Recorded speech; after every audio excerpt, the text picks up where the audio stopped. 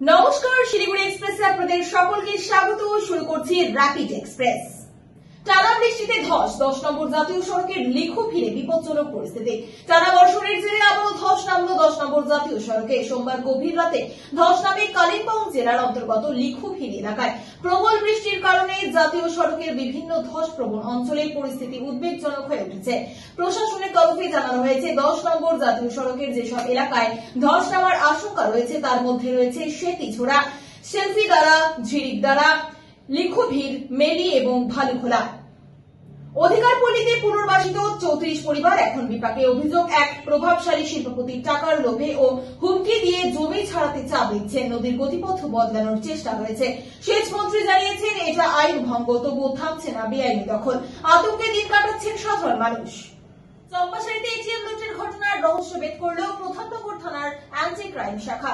ঘটনায় জড়িত আন্তঃরাজ্য ডাকাতি দলের 3 সদস্যকে গ্রেফতার করেছে পুলিশ। ধৃতদের কাছ থেকে উদ্ধার হয়েছে 3,196,000 টাকা। ধৃতদের মঙ্গলবার শিলিগুড়ি আদালতে পেশ করা হবে। তবে পুলিশ সূত্রে জানা গিয়েছে ধৃতদের নাম মোহাম্মদ ইসরায়েল, জাভেদ খান ও মোহাম্মদ খুশিদ। 3 জন সহ হরিয়ানার নুহু জেলার বাসিন্দা এবং কুখ্যাত মেওয়া গ্যাংয়ের সদস্য। বিজয় উল্লাসের মৃত্যু, তামান্নার হত্যাকারীদের ফাঁসির দাবিতে কংগ্রেসের প্রতিবাদ মিছিল। কালীগঞ্জে তৃণমূল কংগ্রেসের বিজয় উল্লাস ঘিরে 9 বছরের শিশু তামান্নার মৃত্যুকে কেন্দ্র করে ক্ষোভে ফেটে পড়ছে বিরোধীরা। সোমবার ঘটনার পর মঙ্গলবার শিলিগুড়ির সফদর হাসমি চৌকি থেকে প্রতিবাদ মিছিল বের করল দার্জিলিং জেলা কংগ্রেস কমিটি। এই মিছিল শহরে একাধিক গুরুত্বপূর্ণ পথ পরিক্রমা করে। মিছিলকারীরা হাতে ফেস্টুন, প্ল্যাকার্ড এবং তামান্নার ছবি সহ স্লোগান দিতে দিতে হত্যাকারীদের অবিলম্বে ফাঁসির দাবি জানায়।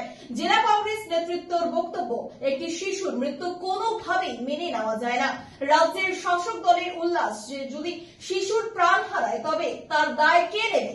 প্রশাসনকে কড়া পদক্ষেপ নিতে। নবনির্মিত পুর ভবনে জলমগ্ন লিফট, প্রশ্নের মুখে শিলিগুড়ি পুর নিগম। শিলিগুড়ি পুর নিগমের নতুন ভবন উদ্বোধনের বেশি দিন না পেরোতেই দেখা দিল চূড়ান্ত অব্যবস্থা।